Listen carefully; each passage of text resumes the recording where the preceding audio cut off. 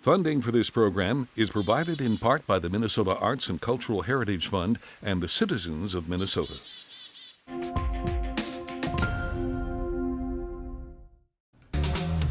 Our Town, the show about Rochester, learns about an upcoming event centering the history and legacy of Freedom House and emergency medical services. And we catch up with an author and his debut book, Shaped by Water. We'll also get our vinyl fix with the Rochester Record Show, and we'll get our rundown of upcoming events in our community. All that and more coming up on the next Our Town, the show about Rochester.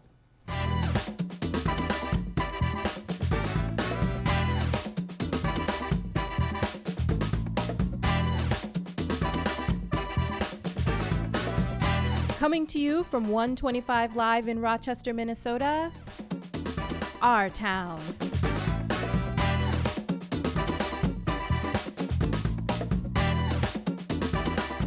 We are joined today by local author Andrew Pruett, here to talk to us about his evocative debut book, Shaped by Water.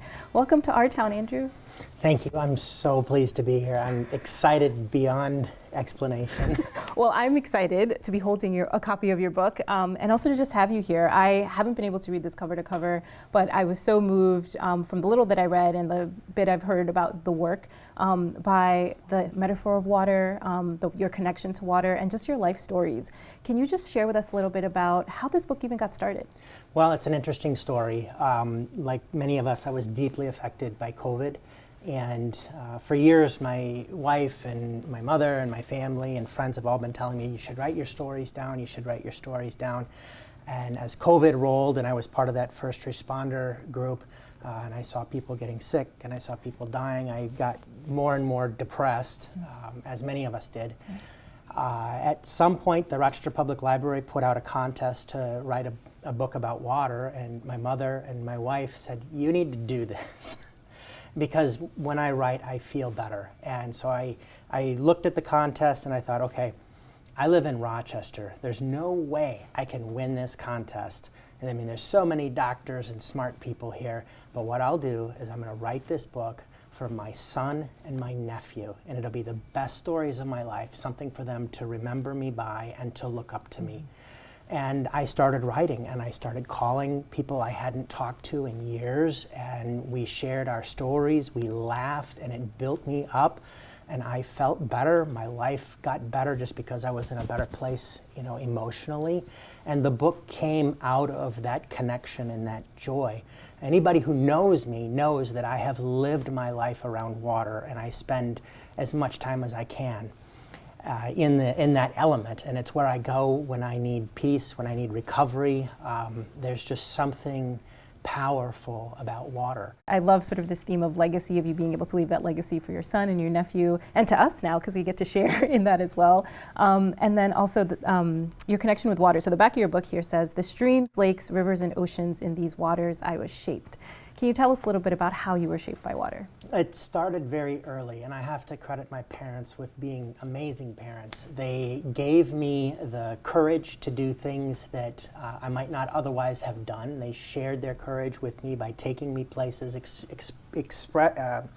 showing me things I wouldn't have, experiences I wouldn't have had they not wanted me to have them. And we traveled to state parks and then to national parks and then to foreign countries, and went with my brother and I to these places, and the water drew us. So we did snorkeling in Belize, or we did fishing in Glacier National Park or Yellowstone, and we saw the waterfall at Yellowstone, went different places, Sylvan Lake in Custer State Park, places that were just beautiful. But the most important water experience was one that I had over and over again, and oftentimes alone. So I lived southeast Rochester. I grew up there before it was Rochester.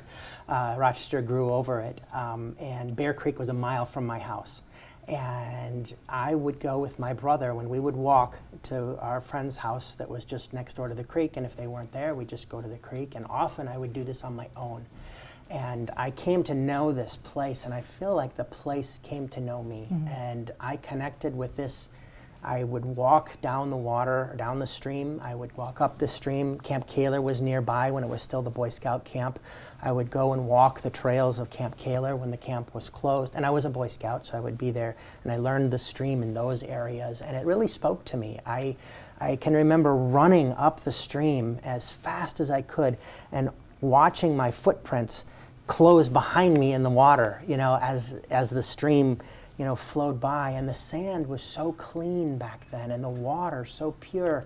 And I would do that, and I would jump into these deep pools, you know, I would cannonball or, you know, just dive in. And when you're a kid, you can see better underwater. I could see things, and there was minnows everywhere, and it was Andrew, so this is an joyful. amazing image, and so much a part of the creative and the imaginative voice that you bring to your stories as well, retelling these. Thank you so much for being with us today, and thank you for sharing. And everyone should go get a copy from the local author. Thank you for joining us. You're welcome. It was my pleasure.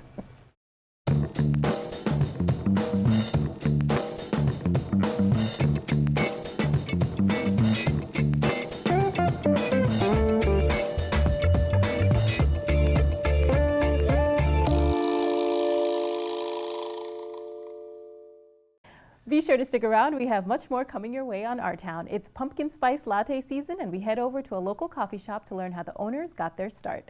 We also learn about a health equity summit featuring the history of Black emergency medical professionals. But up first, we explore all the vintage vinyl, CDs, and music memorabilia at Little Thistle's Rochester Record Show in this week's Our Culture segment.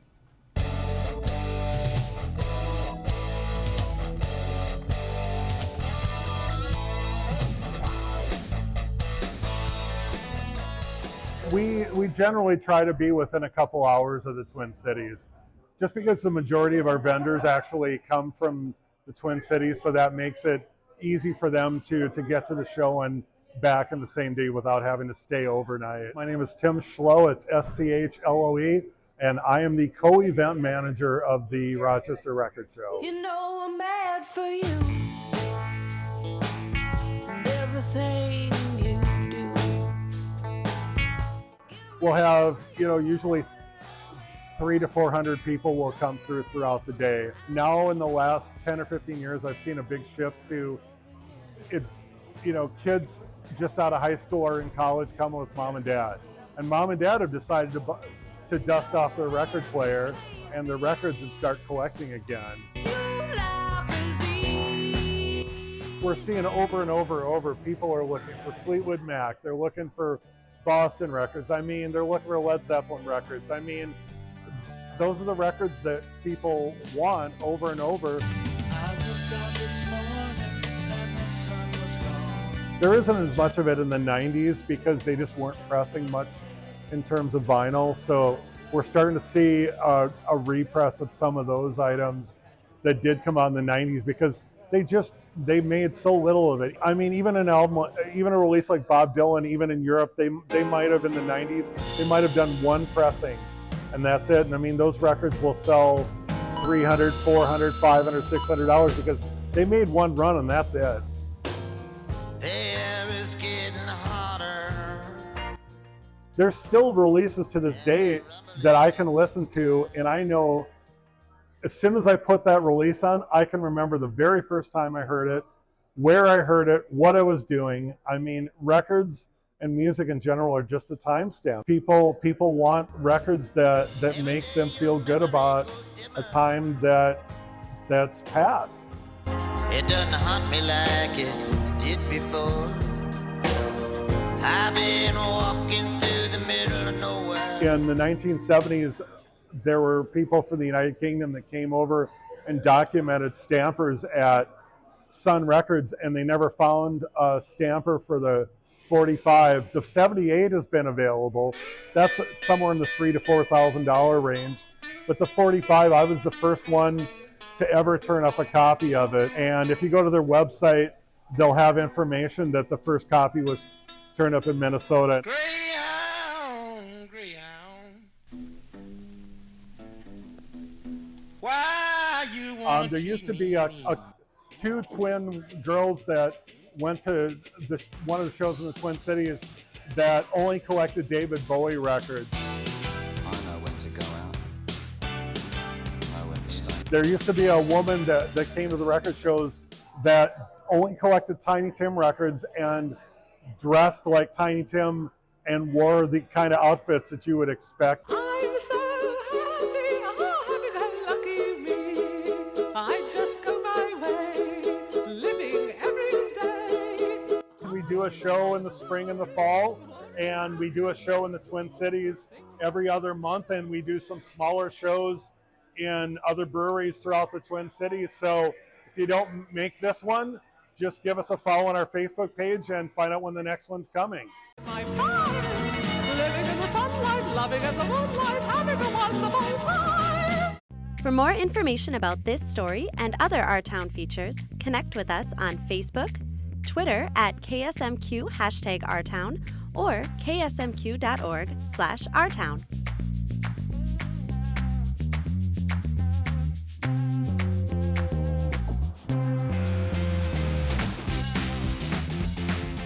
Hi, this is Danielle Teal with Our Town Spotlight. I'm so excited to be back, and we have a fabulous guest today, Marlo Zosel. Welcome. Thank you. We're going to talk a little bit about life coaching and wellness. That's your forte. Share more about what that consists of.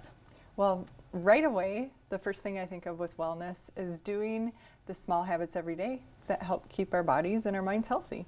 Micro practices, what are some things that you recommend daily that people should do? Especially as we transition from fall into winter, people are going to be indoors a lot. What would you recommend? Well, first of all, I know this sounds maybe cliche, but hydrate. In the winter, we actually use a lot more water than we intake, so hydrate first. But then as far as mindset goes, because it's getting darker, we have less daylight hours, we have to find things that bring us joy. So practicing those things. I know for me, staying hydrated is a real struggle. How do you stay motivated to remember to drink the water and all that good stuff? Well, the best tip I have for that is use a cup with a straw. The bigger the cup, the better. I know there's a lot of kids walking around with those Stanley mugs with the handles. That's the hot thing right now. Right. Yeah. Well, and they're great. You drink a lot more water when you have a straw. That's great. And so you mentioned, it's going to get dark soon. What are some things that people that may need that vitamin D can do indoors? Well, first of all, you got to move your body. I mean, I know that doesn't create vitamin D, but it does help with just your cells moving, your brain being active. And as far as getting actual vitamin D, taking supplements or even getting outside when it's not sunny. We still get a little bit outside, even though only this much of our face is showing. That's great. So share a little bit more about yourself. What made you decide to do this type of stuff?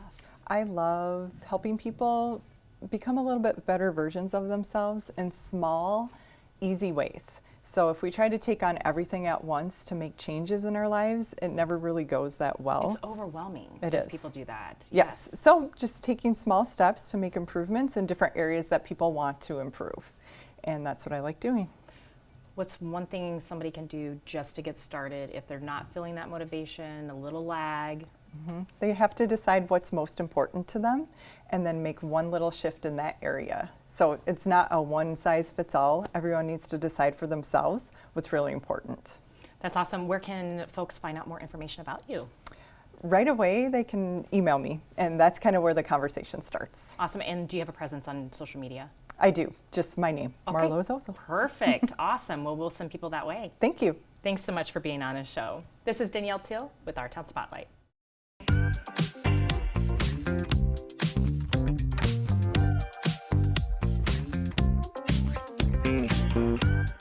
Hello again, this is Michael Wojak with your Our Town Rundown. It's that time of the year again where you're going to see a lot of peepers, the kind that look at leaves, not the other kind that end up in jail. There's a lot of great places that you can see the foliage in Rochester. A couple places that I would recommend would be Indian Heights Park. That's absolutely gorgeous right now.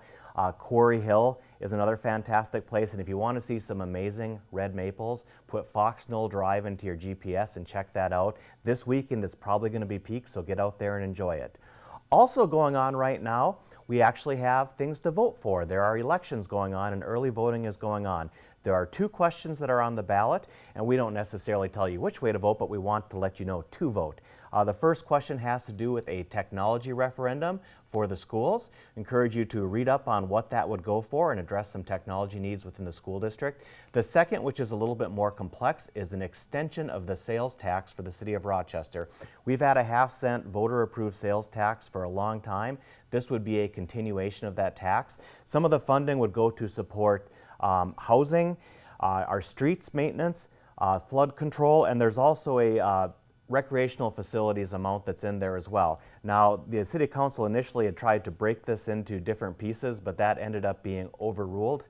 And as a result of that, the one question will be for all of it. If you want to get more information on that, the Chamber of Commerce is putting on an info session on Tuesday, October 24th in the evening. You can register on their website. Also going on Sunday night is going to be the Rochester Pops Halloween concert. You can attend that event in person. Also, 2 other concerts that happen to be going on Saturday night. Rochester Chamber Music has a event going on at Christ United Methodist Church, and also going on at Thesis, cover recommended but not required. 3 local bands are going to be performing. Go in and enjoy that music as well. This has been Michael Wojak, and that's just a little of what's going on in Rochester.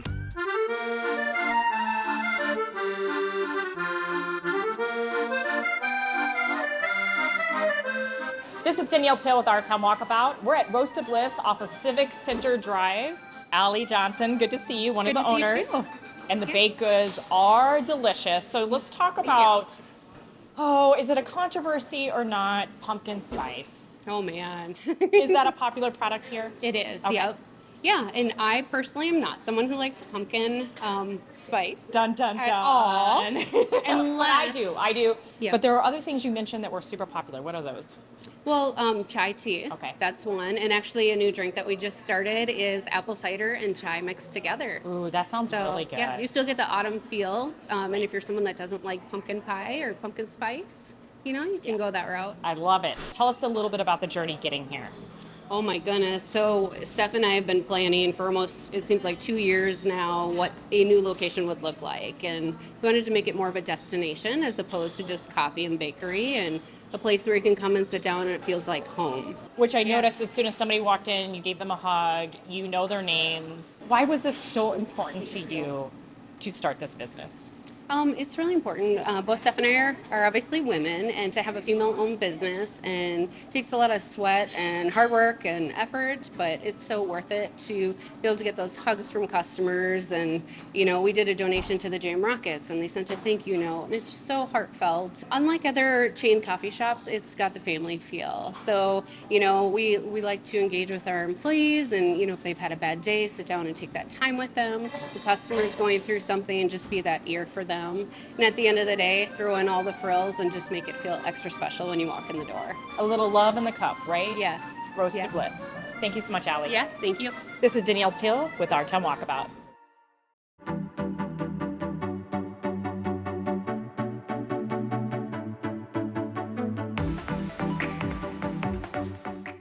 The University of Minnesota Rochester's Health Corps is hosting a fall retreat this weekend. Here to tell us more about this event and its featured theme is Health Corps coach and coordinator, Dr. Ali. Welcome back to Our Town, Dr. Ali. Thank you for having me. It's my pleasure to be here. Can you remind us, before we jump into the retreat and its importance, a little bit about what the Health Corps is?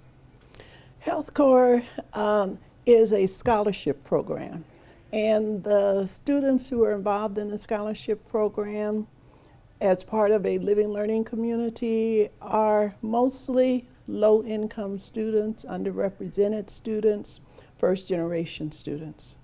So the scholarship provides them with, of course, financial support to help with tuition, as well as social and community support. The retreat theme this year is entitled Uncovering the Legacy of Freedom House and Emergency Medical Services. UMR, of course, has a healthcare and health focus. Can you tell us a little bit about Freedom House and why this theme is so important this year? Freedom House ambulance service is actually the first emergency services program in the United States. It was developed between 1967 and 1975 in Pittsburgh, Pennsylvania. What has made it unique is that the persons who were trained to be the paramedics, the first paramedics in the United States, happened to be African American males and females. And the wonderful aspect of this whole program is that we have one of the original members of Freedom House who is our guest speaker.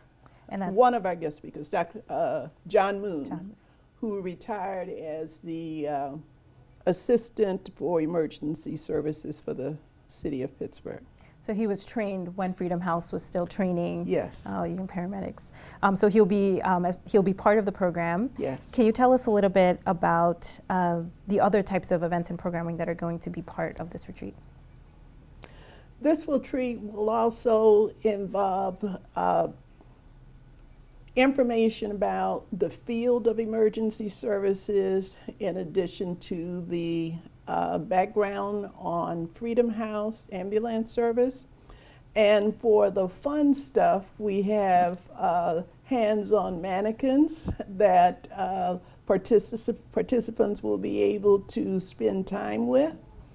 And they will be involved with what is called Stop the Bleed, and then open the airways for pediatric or adult patients. And we have lunch as well as some small group discussions talking about the different characteristics of people that are needed who become emergency services workers, whether or not it's paramedics, flight nurses, or emergency services physicians. So because we're UMR, we're also focused on career options. And yeah, so it's a range of activities. That's wonderful. I was remiss in following up about the Freedom House question, the unique aspect of it being that it was Black men and women who were part of that. But can you tell us a little bit about why Freedom House started? Freedom House started, my understanding is because there was little or no emergency services that was appropriate for people who lived in the Hill District of Pittsburgh, which was a very low income, predominantly African American neighborhood in Pittsburgh. At that time, emergency services were provided either by the police or by a hearse, you know, when you're deceased. Right. So, and the police did not have any special training at that time in terms of how to be a first responder. And because of a major incident that had occurred with one of the former mayors, I believe, of Pittsburgh, who died, he was within a mile or two of the hospital, but because there was no adequate procedure, process, or services, the person died. That was the catalyst for Dr. Peter Saffer to start talking to different people about the need for ambulance services. So in the whole process of dealing with the history of Freedom House, there are some very important people that need to be recognized. One of them, of course, is Dr. Peter Saffer, who anybody can look up on Wikipedia. He was nominated for 3 Nobel Prizes. He is the father of CPR because of a tragic incident in his own family. He learned how to develop CPR. The things that we use every day now that we get trained through with Red Cross, somebody had to develop, and Dr. Saffer was that person. One of the other important people from Freedom House was Dr. Nancy Caroline. And because of Dr. Nancy Caroline's work in what you call operations management, and because she actually rode along with the paramedics and the workers after they were trained, she developed a book dealing with emergency services in the street. I may be off on the title, but that book in terms of how paramedics should be trained, what to do on the job with different types of conditions of patients, is the standard that is still used today. I think the book is in its like 9th printing, but of course, all references to Freedom House have been pretty much obliterated or very tiny print. So it's such a wonderful opportunity this weekend to be highlighting Freedom House, to be highlighting that legacy. It seems like emergency medical services, as we understand them, is indebted to that history and to that legacy. As we close up here, can you tell us if the retreat is open to the public and who can participate and when it is? The retreat is open to the public. We felt that this was information that needed to be shared. The event is happening on Saturday morning, the 21st, October 21st, starting at 9 a.m. It'll run from 9 a.m. to 1:15 p.m. And we have invited guests from the community engaged response team who are bringing middle school and high school students. Wonderful. Well, thank you so much for sharing, Dr. Ali. We hope to see you again soon. And thank you all for joining us today. I hope you learned as much as I did about all that's going on in our city and the wonderful people making it happen. For more great content produced right here in Rochester, please be sure to check us out on Facebook and Twitter at #OurTown. I'm Nicole Nfonoyim-Hara, host of Our Town, the show about Rochester, and I'll see you next time.